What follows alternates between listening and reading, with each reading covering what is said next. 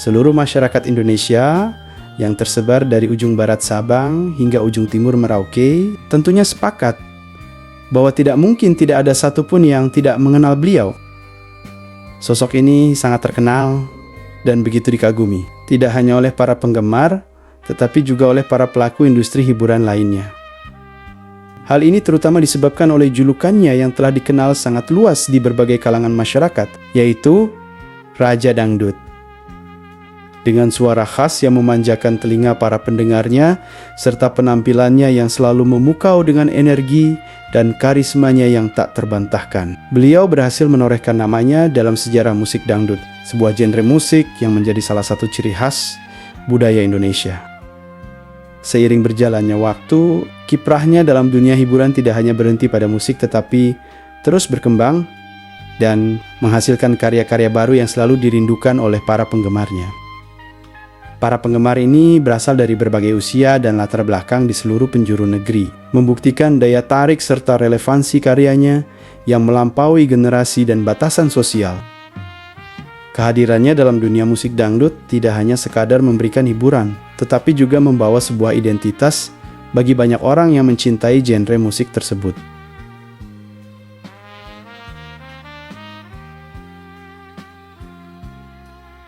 Rhoma Irama adalah nama yang sangat legendaris dan erat kaitannya dengan perkembangan musik di Indonesia. Sebagai seorang maestro musik dangdut, Rhoma telah memberikan kontribusi yang signifikan dengan mencatat sejarah panjang dan berharga dalam industri hiburan di Indonesia. Nama asli sang maestro adalah Rhoma Irama, namun ia menambahkan huruf R dan Hari di depan namanya yang merupakan singkatan dari gelar kebangsawanan Raden Haji, sehingga kita mengenalnya sebagai Rhoma Irama. Lahir di Tasikmalaya pada 11 Desember tahun 1946. Kini ia telah mencapai usia 75 tahunan lebih, tetapi masih menunjukkan produktivitas yang luar biasa dan semangat yang tidak pernah padam dalam berkarya. Rhoma adalah putra kedua dari pasangan Raden Burdah, Anggawirjaya, dan Tuti Juwaria. Lahir dengan bakat luar biasa yang kemudian membuatnya dikenal di seluruh negeri. Dia merupakan anak kedua dari 14 bersaudara yang terdiri dari 8 saudara laki-laki dan 6 saudara perempuan. Di antara mereka terdapat 8 saudara kandung, 4 saudara seibu dengan ibu yang sama namun ayah berbeda, serta 2 saudara dari pernikahan ayah tirinya. Latar belakang keluarga besarnya ini turut membentuk kepribadian Rhoma yang tangguh dan penuh warna. Ayahnya, Raden Burdah Anggawirya, seorang komandan gerilyawan Garuda Putih, memberikan nama belakang Irama kepada Rhoma karena terinspirasi dan bersimpati pada kelompok sandiwara bernama Irama Baru dari Jakarta. Kelompok ini pernah diundangnya untuk tampil dan menghibur pasukannya di Tasikmalaya pada masa perjuangan dahulu.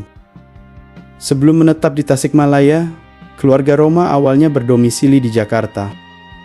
Setelah bertahun-tahun tinggal di Tasikmalaya, akhirnya mereka kembali pindah ke Jakarta dan menetap di kawasan Cicarawa, Bukit Duri. Sebelum kembali berpindah ke Bukit Duri Tanjakan, disinilah di jalan-jalan Jakarta, Rhoma dan saudara-saudaranya, termasuk kakaknya Haji Beni Muharam, serta adik-adiknya, Heri Irama dan Anna Bahven, menghabiskan masa remaja mereka hingga tahun 1971 sebelum akhirnya hidup berpindah lagi ke daerah Tebet.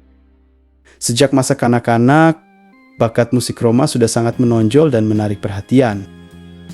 Dia gemar menyanyikan lagu Nomor Other Love yang sangat disukai oleh ibunya, serta lagu India berjudul Mera Bailiye Buharia Jaya yang dinyanyikan dengan indah oleh Lata Mangeshkar. Tidak hanya itu, Rhoma juga menyukai lagu-lagu khas Timur Tengah yang sering dinyanyikan oleh Ummu Kulthum. Sejak duduk di bangku kelas 2 SD, Rhoma mampu membawakan berbagai lagu barat serta India dengan sangat fasih dan penuh perasaan.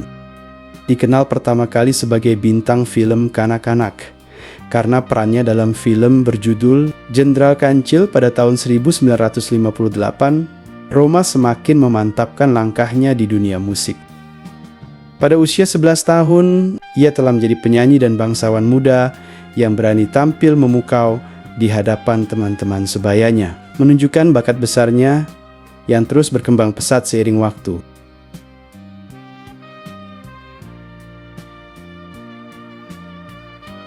Talenta, bakat bermusik Rhoma Irama tampaknya diwarisi dari ayahnya yang terampil memainkan instrumen tradisional seperti seruling dan menghidupkan suasana dengan lagu-lagu Cianjuran. Lagu-lagu ini merupakan bagian penting dari budaya seni Sunda, memadukan melodi lembut dan lirik mendayu, dayu khas daerah tersebut. Selain pengaruh ayahnya, Rhoma juga mendapatkan pembelajaran dari pamannya, Arifin Ganda, yang berperan besar dalam memperkaya pengetahuan musik Rhoma. Sejak kecil, Arifin sering mengajarkan Rhoma menyanyikan lagu-lagu Jepang, yang mungkin memberikan Rhoma pandangan lebih luas tentang variasi budaya musik dunia. Pengalaman Rhoma tidak berhenti di situ. Ia juga merambah dunia musik internasional saat masih di sekolah dasar, sering menyanyikan lagu-lagu India yang memukau. Seiring pertumbuhannya, selera musiknya berkembang dengan menikmati lagu-lagu pop dan rock barat hingga akhir 1960-an. Namun, akhirnya dia memilih beralih ke musik Melayu yang memadukan nada riang dan melankolis. Tak pelak, segala pengalaman tersebut menjadikan setiap lagu dan musik yang dibawakannya di atas panggung terasa lebih dinamis. Komposisinya melodis, dan penampilannya begitu menawan bagi penontonnya. Hubungan dekat Rhoma dengan kakaknya, Benny, memberi warna tersendiri pada masa kecilnya. Dengan perbedaan usia yang tidak jauh, mereka dikenal sebagai pasangan saudara yang selalu kompak dan hampir selalu terlihat bersama. Namun, ada perbedaan jelas dalam minat spiritual mereka. Sementara Benny sering merasa malas dan enggan mengikuti pelajaran mengaji di surau atau rumah kiai, Rhoma menunjukkan ketekunan luar biasa dalam mengikuti pengajian. Setiap kali orang tuanya menanyakan apakah Benny ikut mengaji, Rhoma selalu menjawab dengan jujur, "Iya, ikut ngaji," menandakan solidaritasnya terhadap sang kakak. Ketika berangkat ke sekolah, mereka pun selalu bersama-sama. Dengan berbonceng sepeda, mereka menuju dan pulang dari sekolah di SD Cibono, Manggarai, menjalani hari-hari penuh kebersamaan. Di era tersebut, ketika dia duduk di bangku sekolah dasar, kemampuan menyanyi Rhoma mulai terlihat terang. Dikenal sebagai murid yang paling bersemangat maju ke depan kelas untuk tampil menyanyi, ia tidak pernah malu-malu. Berbeda dengan kebanyakan teman sekelasnya, Rhoma tampil percaya diri dan menyanyi dengan suara lantang hingga suaranya bisa terdengar sampai ke kelas-kelas lainnya. Hal ini membuat dirinya menjadi pusat perhatian di sekolah, karena Rhoma tidak hanya membawakan lagu anak-anak atau lagu kebangsaan yang biasa disenandungkan di sekolah, melainkan juga membawakan lagu-lagu India yang penuh warna. Talenta menyanyi Rhoma akhirnya menarik perhatian penyanyi senior ternama, Bing Slamet. Bing melihat kesan kuat dari penampilan Rhoma saat membawakan sebuah lagu barat dalam pesta sekolahnya. Tercengang akan bakat Rhoma.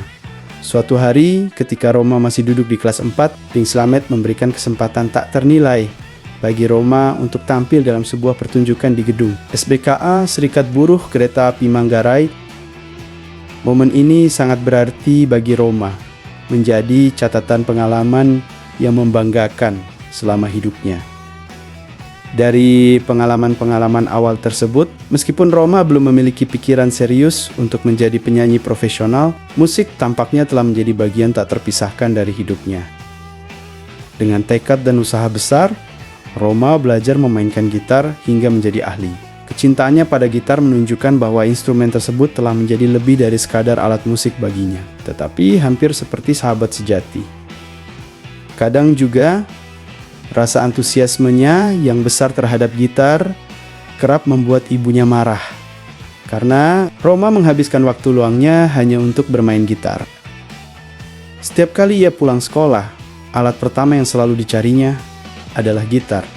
Bahkan ketika keluar rumah, hampir bisa dipastikan gitar menemani di tangannya. Ada suatu kejadian ketika sang ibu memberi tanggung jawab kepada Rhoma untuk menjaga adiknya. Namun Rhoma lebih tertarik bermain gitar. Akibat dari keengganannya itu, sang ibu menjadi marah besar, merampas gitar dari tangan Rhoma lalu melemparkannya ke arah pohon jambu hingga pecah berkeping-keping.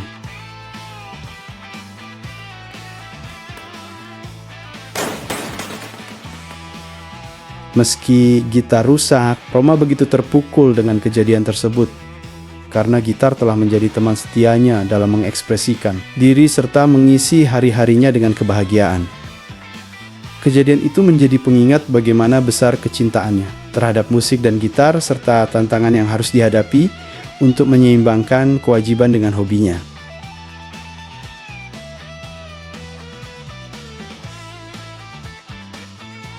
Dalam perjalanan mendalamnya di dunia musik, Roma menyadari bahwa meski kedua orang tuanya, yang merupakan pasangan ningrat dengan darah biru, memiliki ketertarikan terhadap musik, mereka belum menganggap dunia musik sebagai bidang yang patut dibanggakan atau dijadikan pilihan karier yang serius.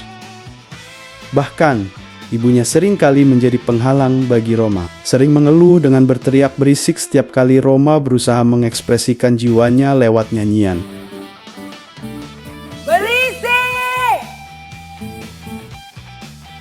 Ibu Roma juga berpendapat bahwa ketertarikannya pada musik bisa mengganggu perjalanan pendidikannya yang dianggap lebih penting. Situasi keluarga ini justru mendorong Roma untuk mengasah bakat musiknya secara informal di luar rumah, karena dukungan yang seharusnya ia dapatkan dari orang tuanya tidak ia peroleh di lingkungan keluarganya.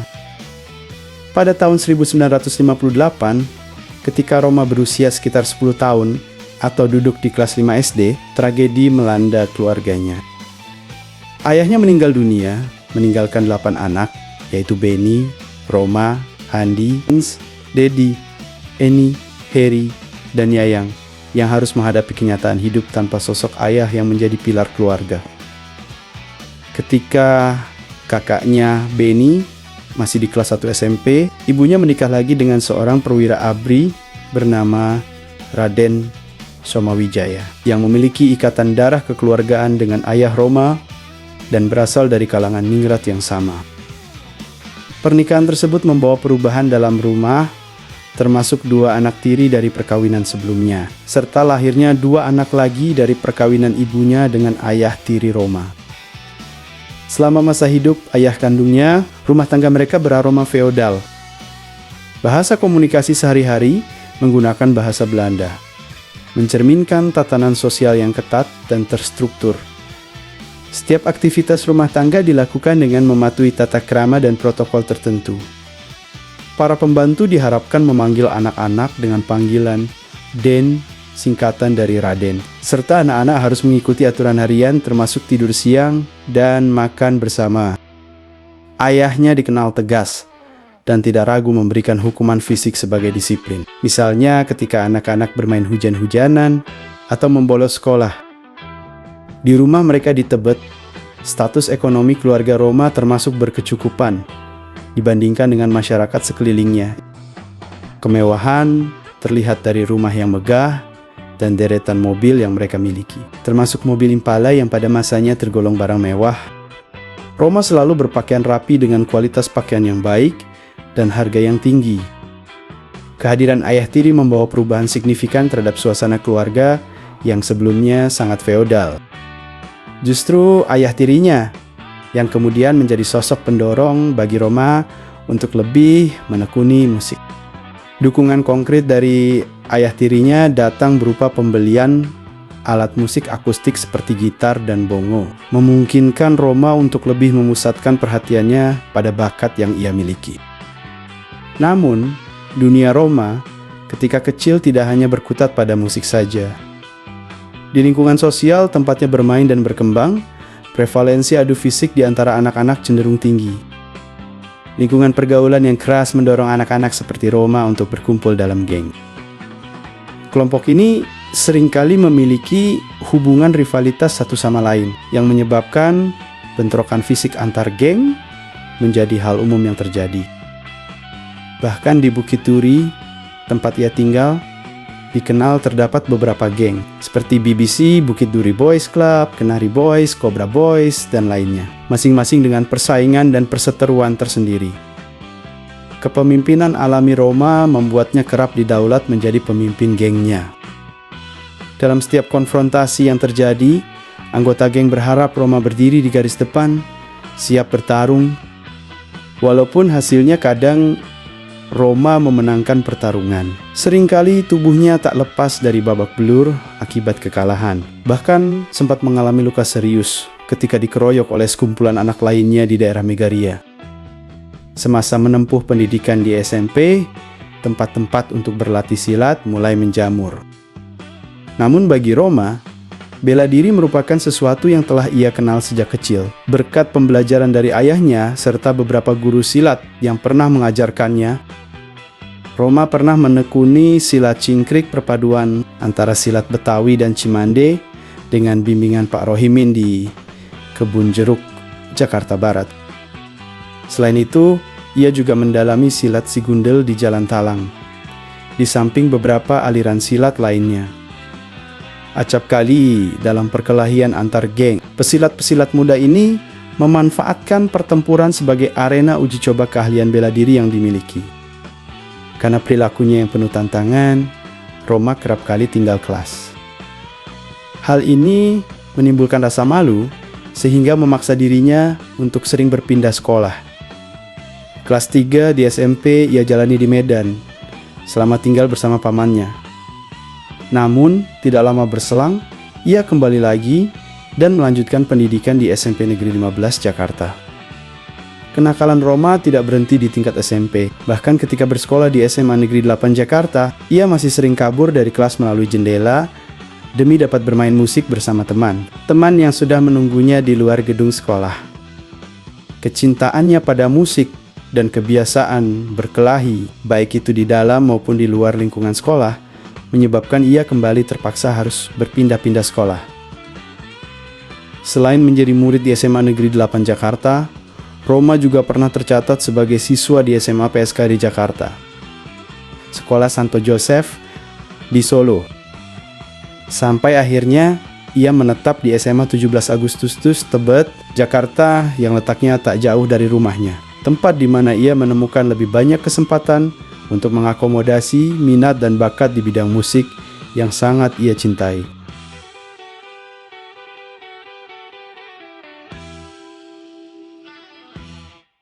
Pada masa SMA, Roma menghadapi salah satu periode paling menantang dalam hidupnya. Sebuah episode yang penuh dengan cobaan dan kesulitan yang menguji ketahanan serta ketabahannya. Untuk bertahan hidup dan memenuhi kebutuhan sehari-hari, ia terpaksa melanjutkan hidup sebagai pengamen di jalanan kota Solo, sebuah kota yang menjadi saksi bisu perjuangannya. Di sana, ia menemukan tempat bernaung sementara di rumah seorang pengamen yang baik hati bernama Mas Gito, yang memberinya tempat untuk beristirahat dan berbagi cerita tentang perjuangan mereka di jalanan. Sebelum ia tiba dan terdampar di Solo karena keadaan, Roma sebenarnya memiliki niat luhur untuk memperdalam ilmu agama dengan belajar di pesantren Tebu Ireng Jombang. Sebuah tujuan yang harus ia tunda karena berbagai kendala yang menghadang. Salah satu kendala tersebut adalah ketidakmampuannya membeli karcis kereta yang membuat Roma bersama Beni, kakaknya, serta ketiga sahabatnya, Daeng, Umar, dan Haris, harus bermain kucing-kucingan dengan kondektur kereta demi menghindari denda dan turun di lokasi yang tidak aman. Kegelisahan yang terus menghantui mereka selama perjalanan akhirnya mendesak mereka untuk turun di stasiun Tugu Jogja demi menghindari masalah lebih lanjut. Dalam perjalanannya menuju Solo dari Jogja, mereka memutuskan untuk melanjutkan perjalanan dengan kereta lain meski harus menghadapi tantangan dan risiko. Setibanya di Solo, Roma melanjutkan pendidikannya di SMA Santo Joseph, di mana ia mencoba menjalani kehidupan sebagai siswa di tengah segala keterbatasan. Untuk membayar biaya sekolah, ia harus mengamen dan menjual beberapa potong pakaian yang dibawanya dengan susah payah dari Jakarta. Sayangnya, ia tidak berhasil menyelesaikan sekolahnya di Solo, sehingga terpaksa harus kembali ke kampung halamannya di Jakarta. Di sana, ia melanjutkan pendidikannya di SMA 17 Agustus hingga akhirnya berhasil lulus pada tahun 1964, sebuah capaian yang penuh perjuangan. Setelah menyelesaikan pendidikan menengahnya, Roma mencoba peruntungan di dunia akademis dengan melanjutkan studi di Fakultas Sosial Politik Universitas 17 Agustus. Namun, minat dan kecintaannya yang begitu besar terhadap dunia musik tidak dapat ditahan lagi, sehingga ia hanya mampu bertahan selama 1 tahun di bangku kuliah, sebelum akhirnya sepenuhnya terjun ke dalam dunia. Musik yang selama ini telah menjadi gairah dan cita-citanya,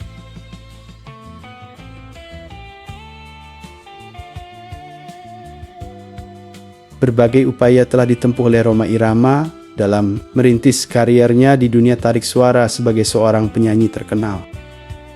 Dikenal dengan julukan Raja Dangdut, Rhoma memulai perjalanan bermusiknya sejak usia dini. Kariernya di dunia musik dimulai pada usia 11 tahun, di mana ia telah menunjukkan bakat alaminya sebagai penyanyi dan gitaris. Berawal dari membentuk band bersama saudaranya, Benny Muharram, ia perlahan menapaki tangga popularitas. Meskipun harus menghadapi berbagai rintangan dan perjuangan, Rhoma mendirikan band bernama Tornado bersama Benny, di mana ia berperan sebagai penyanyi, gitaris utama, dan sekaligus pimpinan band tersebut. Terinspirasi oleh duo legendaris Inggris Everly Brothers yang dikenal dengan kekompakan dan keserasian vokal mereka, Rhoma dan Benny mencoba mengadopsi gaya tersebut ketika tampil di atas panggung. Seiring berjalannya waktu, sekitar akhir tahun 1960-an, musik dari Elvis Presley mulai mengalir deras masuk ke Indonesia. Dan remaja seperti Rhoma dan Benny pun tak luput dari pengaruh gaya rock and roll ala Elvis yang terkenal itu.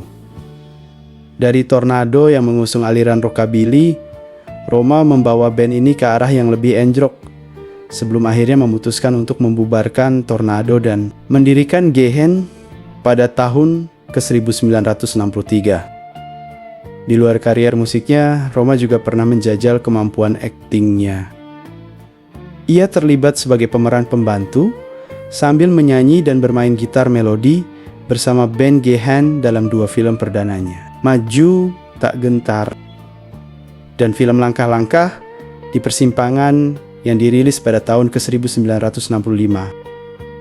Tak lama setelah itu, Rhoma bergabung dengan Orkes Candraleka dan kemudian mendirikan band legendarisnya sendiri, Soneta, yang mulai berkiprah sejak tanggal 13 Oktober tahun 1973.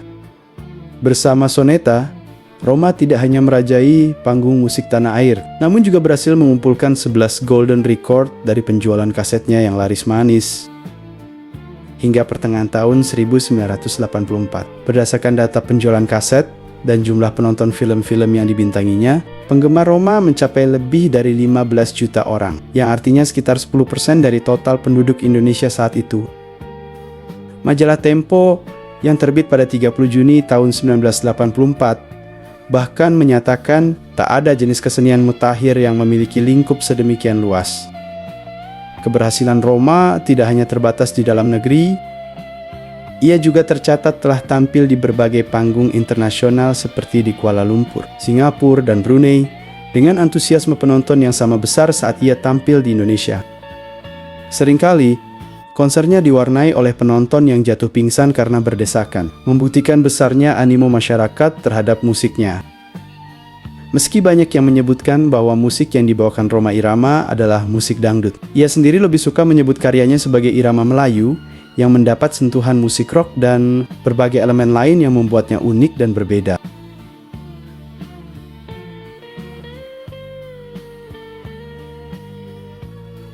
Pada tanggal 11 Desember tahun 1970, setelah berpindah grup, Rhoma Irama mendirikan Soneta untuk mewujudkan visi musiknya sendiri, menggabungkan berbagai genre. Nama Soneta sendiri diambil dari puisi Italia kuno yang terdiri dari 14 baris. Puisi Italia kuno soneta adalah bentuk puisi lirik 14 baris dengan aturan rima dan struktur ketat. Berasal dari Italia pada abad ke-13 dari kata sonetto dalam arti lagu kecil yang diciptakan oleh Giacomo da Lentini dengan variasi terkenal seperti Petrarchen atau oktav 8, baris tambah sestet 6 baris yang memengaruhi penyair. Eropa seperti William Shakespeare seringkali menggunakan pentameter iambik untuk mengekspresikan emosi mendalam, terutama cinta.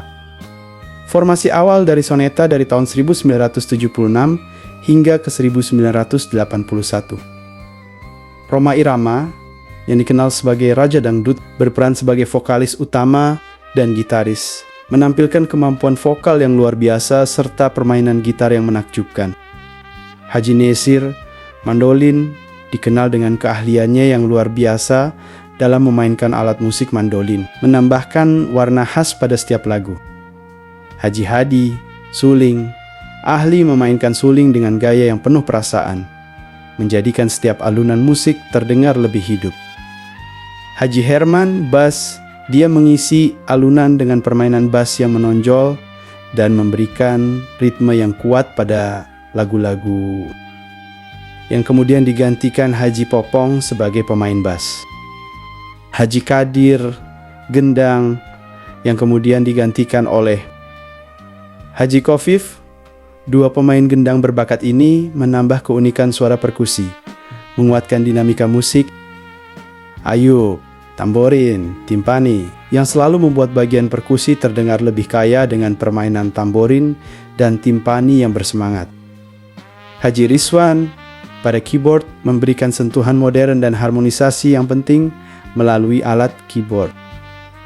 Haji Wempi, gitar rhythm, dengan permainan ritme gitar yang stabil, memberikan dasar yang kuat pada setiap komposisi. Hajah Helvi Sukaisi, sebagai pendamping vokal dan pondasi awal grup, memberikan dukungan vokal yang tak tergantikan dan membentuk karakteristik unik dari susunan musik kelompok tersebut. Dermaga suara yang mereka bentuk bersama bukan hanya sekadar kolektif musisi, tetapi sebuah sinergi yang mewarnai musik Indonesia dan menciptakan kenangan abadi. Grup musik Soneta merupakan salah satu kelompok musik paling bertahan lama di Indonesia, yang dikenal tidak hanya karena konsistensinya dalam menghasilkan musik berkualitas tinggi, tetapi juga karena kemampuannya untuk beradaptasi dan bertahan meskipun mengalami beberapa kali perubahan formasi sepanjang perjalanan kariernya. Soneta Group, lebih dari sekadar kumpulan musisi, telah bertransformasi menjadi sebuah institusi yang dihormati dalam dunia musik dangdut Indonesia. Dengan Rhoma Irama sebagai pemimpin yang karismatik dan visioner, grup ini terus berkarya tanpa henti hingga saat ini dan tetap menjadi barometer musik dangdut di tanah air. Dalam perjalanannya bersama Soneta, Rhoma Irama tidak hanya meraih kesuksesan besar tetapi juga mencatatkan sejarah yang mengesankan dalam industri musik dengan menciptakan ratusan lagu yang diklaim mencapai sekitar 685 lagu, serta puluhan album studio yang dikenal dengan label volume, dengan beberapa album setidaknya hingga volume 16, serta album solo dan soundtrack untuk berbagai film. Prestasinya yang luar biasa, termasuk perolehan 11 Golden Records atas penjualan lagunya, disertai dengan puluhan penghargaan lainnya yang meneguhkan namanya sebagai ikon besar dalam genre dangdut. Fenomena yang luar biasa dari kariernya adalah gelar Raja Dangdut yang hingga saat ini masih melekat padanya, menandakan posisinya yang tak tergantikan dalam sejarah musik Indonesia.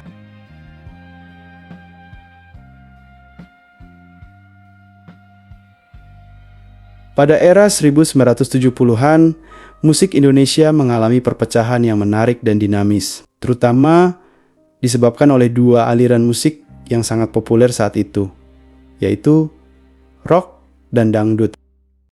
Kedua aliran ini memiliki penggemar fanatik masing-masing yang seringkali terlibat dalam kerusuhan ketika konser diadakan. Selain perselisihan yang kerap terjadi di antara penggemar kedua genre, terdapat pula perseteruan sengit antara Raja Dangdut Rhoma Irama dengan musisi rock Benny Subarja. Konflik ini bermula dari sebuah tulisan di majalah Aktuil yang memuat wawancara dengan Benny Subarja, seorang gitaris dari grup musik rock ternama Giant Step.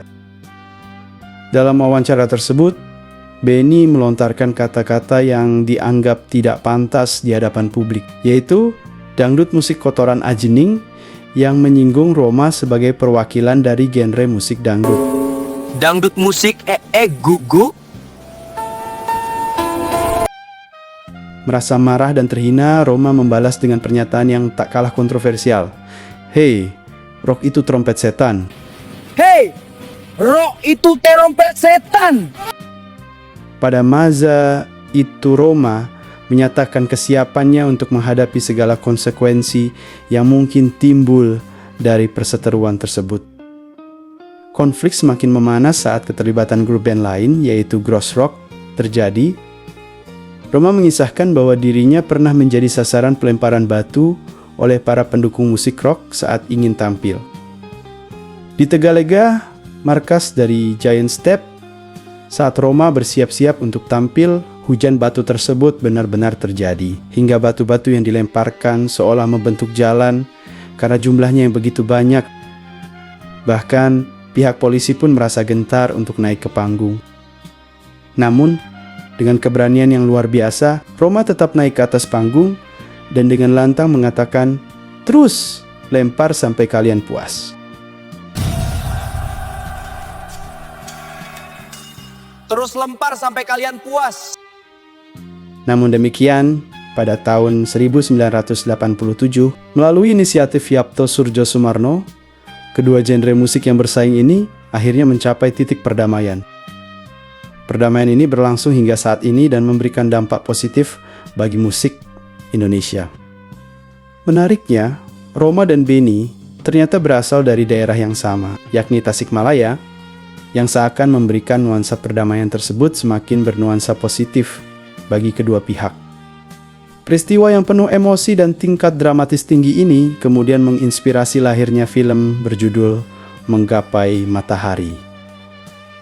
Di dalam film ini terdapat adegan yang menggambarkan momen di mana Rhoma Irama tampil di panggung dan menghadapi pelemparan batu oleh Ikang Fauzi, yang ternyata menggambarkan kejadian yang memang benar-benar terjadi dalam fakta. Film Menggapai Matahari ini dibintangi oleh Rhoma Irama serta Yati Octavia, Budi Moyalam, serta nama-nama beken lain seperti Ikang Fauzi, Heni Soraya, serta Lina Budiarti, dan juga Anton Indrakaya yang memerankan karakter-karakter kunci dalam kisah ini.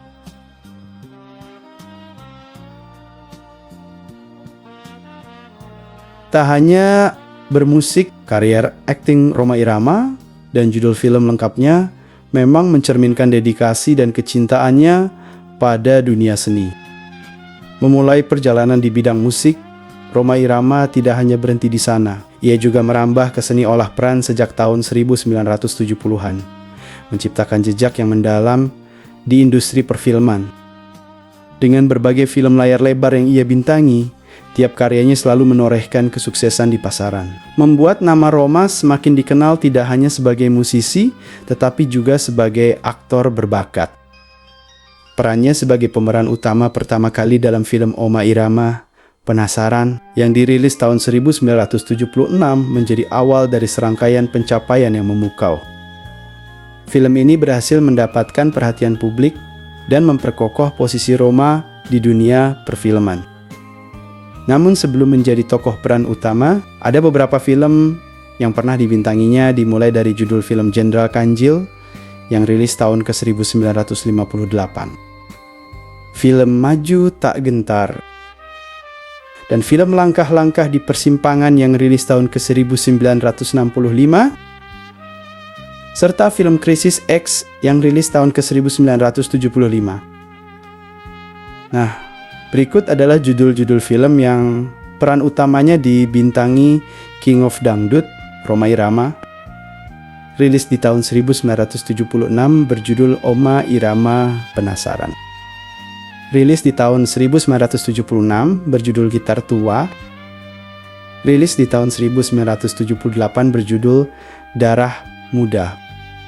Rilis di tahun 1979 berjudul Berkelana 1. Rilis di tahun 1979 berjudul Berkelana 2. Rilis di tahun 1979 berjudul Begadang. Rilis di tahun 1979 berjudul Raja Dangdut.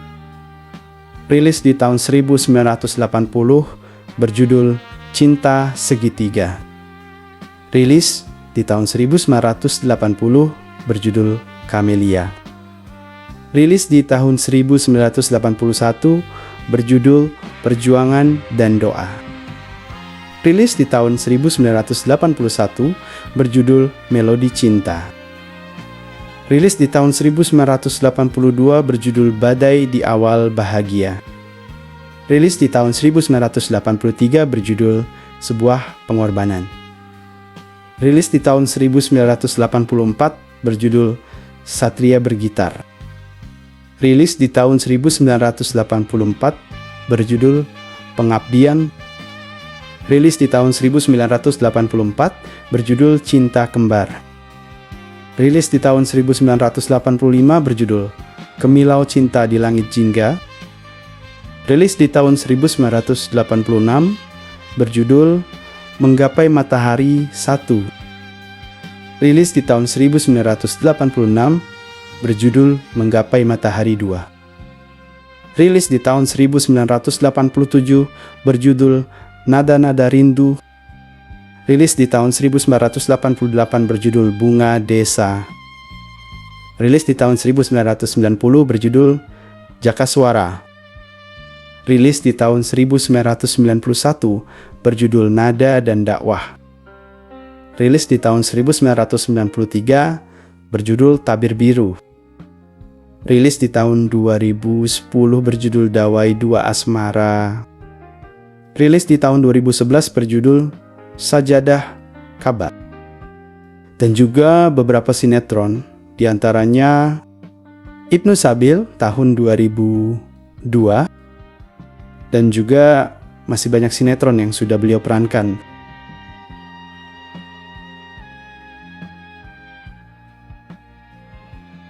Keberhasilan Rhoma Irama dalam dunia musik dan seni peran memang tidak dapat diabaikan.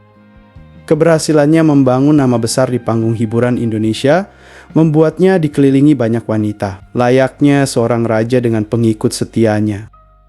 Rhoma Irama sendiri dikenal telah menikah beberapa kali sepanjang hidupnya. Ia pertama kali menikah dengan Veronica Agustina pada tahun ke-1972. Namun, perjalanan mereka sebagai pasangan suami istri harus berakhir pada tahun 1985. Setelah 13 tahun menjalani hubungan, dari pernikahan ini, Rhoma dan Veronica memiliki 3 orang anak yang tentunya menjadi penerus generasi mereka. Setahun sebelum resmi bercerai dengan Veronica, Rhoma telah menikah siri dengan Rika Rahim, seorang aktris yang beberapa kali menjadi lawan mainnya dalam berbagai film layar lebar. Setelahnya, ia menikah dengan Marwah Ali, seorang perempuan berdarah Arab Palembang. Dari pernikahan ini, mereka dikaruniai seorang anak laki-laki bernama Ridho Rhoma. Selain itu, Rhoma juga sempat dikabarkan menikah dengan seorang gadis dari Solo bernama Gita Andini Saputri pada tahun ke-1999, yang kemudian melahirkan seorang putra bernama Adam Gifari. Pernikahan terakhir yang terungkap kepada publik adalah dengan Angel Elga.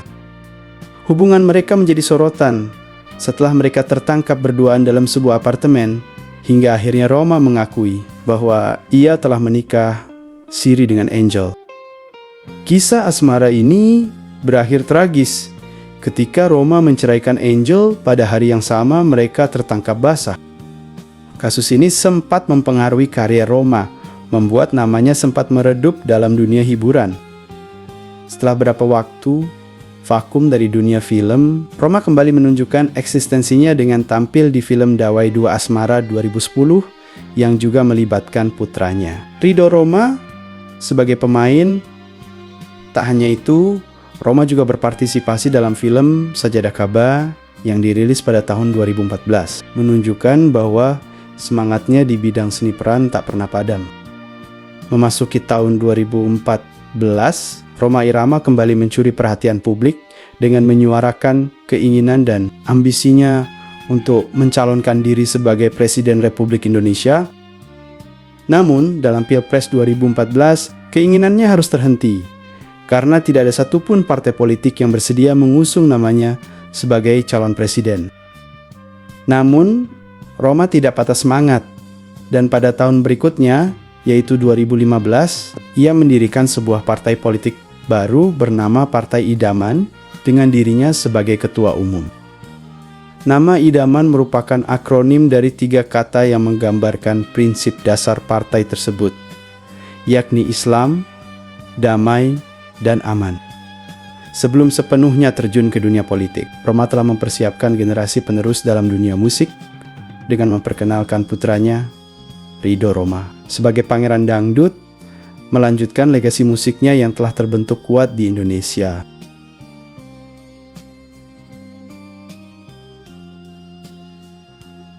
Pada tahun 2003, Rhoma Irama kembali menjadi sorotan media secara besar-besaran ketika ia mengkritik Inul Daratista, seorang penyanyi dangdut yang tengah meraih popularitas karena gaya tarinya yang dianggap kontroversial dan sering dipandang kurang pantas. Rhoma, yang bertindak atas nama organisasi PAMI, Persatuan Artis Musik Melayu Indonesia, dengan tegas menolak peredaran album Goyang Inul yang dirilis oleh Blackboard pada akhir Mei tahun 2003. Setelah kritik ini muncul, Rhoma Irama menerima berbagai kecaman dan dicap sebagai munafik oleh pendukung Inul yang merasa idolanya diperlakukan tidak adil. Pada bulan November tahun 2005, program Kabar Kabari menyiarkan berita yang cukup menarik perhatian, di mana Rhoma Irama dikabarkan menyebut Gigi, sebuah band terkenal saat itu, sebagai kelompok musik yang frustrasi dan tidak kreatif. Pernyataan tersebut terkait dengan keberhasilan album rohani berjudul Raihlah Kemenangan yang dirilis oleh Gigi. Menurut Rhoma, album yang sepenuhnya terdiri dari lagu-lagu yang diaransemen ulang ini memberikan kesan bahwa band tersebut mengalami kebuntuan dalam kreativitas. Namun, berita ini kemudian dibantah oleh Rhoma yang menyatakan bahwa kesalahpahaman terjadi karena informasi tidak disampaikan dengan akurat, dan bahwa sebenarnya tidak ada masalah antara dirinya dan Gigi, serta suasana tetap santai dan baik-baik saja setelah klarifikasi. Kemudian, pada bulan Januari tahun 2006, Rhoma kembali menjadi sorotan dengan menyatakan penentangannya terhadap aksi panggung Inul saat berhadapan dengan anggota DPR dalam dengar pendapat terkait pembahasan RUU anti pornografi, di mana kalangan legislatif berdiskusi bersama para artis untuk mencari jalan tengah dalam regulasi yang diusulkan. Pada bulan Juli tahun 2012, di tengah suasana pemilu kada DKI Jakarta putaran kedua yang sedang hangat, Rhoma Irama sekali lagi menjadi sorotan dalam ceramahnya di sebuah masjid di Jakarta yang dianggap mengandung isu SARA. Akibat ceramah tersebut, panitia pengawas pemilu memeriksa Rhoma atas pernyataan yang menuai banyak kecaman di media massa maupun di dunia maya. Namun, setelah penyelidikan lebih lanjut, Rhoma dinyatakan tidak bersalah atas tuduhan tersebut. Selanjutnya, menjelang akhir tahun 2012, publik dikejutkan dengan pengumuman bahwa Rhoma Irama siap mencalonkan diri sebagai presiden pada pemilu 2014. Dalam sebuah wawancara eksklusif dengan Najwa Shihab, Rhoma menyatakan bahwa keputusannya tersebut didorong oleh berbagai ulama dan juga anak bangsa, khususnya umat Islam. Meskipun beberapa partai politik sempat menunjukkan ketertarikan terhadap pencalonannya sebagai presiden, langkah tersebut turut diiringi dengan berbagai kecaman yang muncul di media internet. Kebanyakan bersumber dari pandangan politiknya yang menyentuh isu SARA dan menimbulkan perdebatan sengit di kalangan masyarakat luas.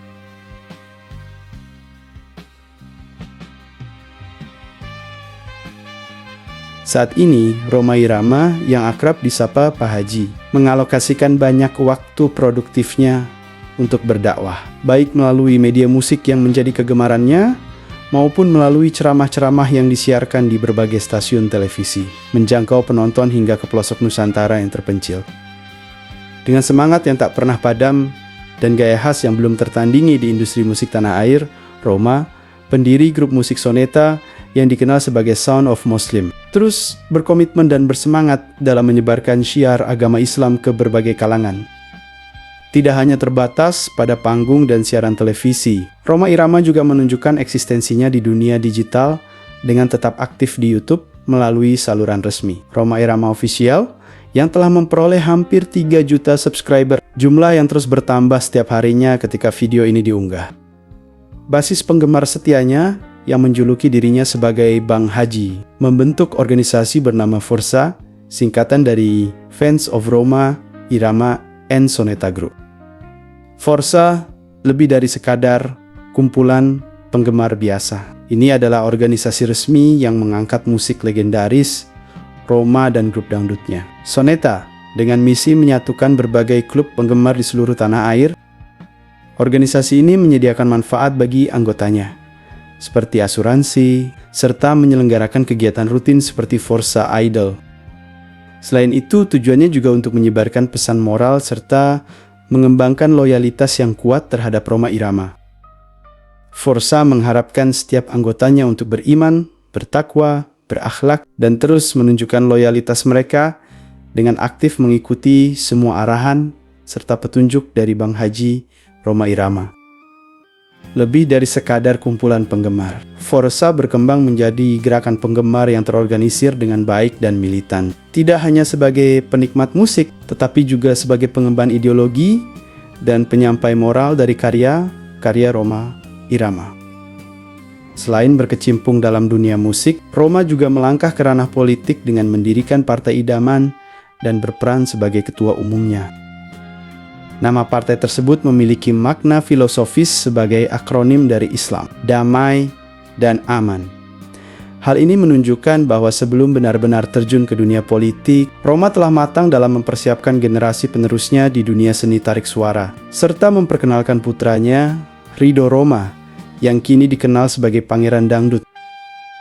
Meskipun seringkali diwarnai berbagai kontroversi yang menimbulkan perdebatan, sebagai King of Dangdut atau Raja Dangdut, Rhoma Irama lebih dikenal melalui segudang prestasi yang dicapainya. Penghargaan-penghargaan yang mengukir namanya dan kontribusi nyata yang telah ia berikan kepada industri musik Indonesia, khususnya musik dangdut yang telah mengukuhkan posisinya dan menghasilkan bintang-bintang penerus yang bersinar. Oleh karena itu, alih-alih hanya berfokus pada kontroversi negatif yang mungkin muncul di antara individu tertentu yang menyimpan dendam pribadi, kita seharusnya selalu berusaha menghargai kontribusi positif luar biasa yang telah ia berikan. Dengan mempertimbangkan perbandingan aspek 10 hingga 90% yang menunjukkan betapa kecil sisi negatif dibandingkan dengan pengaruh positifnya yang luar biasa. Admin yakin deh jika dari kalian semua tentunya pernah kalian dengarkan atau kalian nyanyikan deh. Jadi begitulah kisahnya, gengs. Nah, bila mana ada atau terdapat bagian penyampaian atau narasi yang kurang tepat, saya minta maaf ya, gengs. Jangan lupa untuk mendukung terus channel ini dengan mengklik subscribe, like, dan komen di kolom komentar. Dengan mensupport channel ini, tentunya juga sudah membantu saya dalam memberikan informasi seputar dunia musik, baik itu personil band penyanyi solo, ataupun berita-berita yang berhubungan dengan musik. Sampai jumpa di lain kesempatan. Salam musik luar negeri dan musik Indonesia. Semoga musik Indonesia semakin berjaya. Amin. Wassalamualaikum warahmatullahi wabarakatuh. Hanya seputar musik. Bye-bye.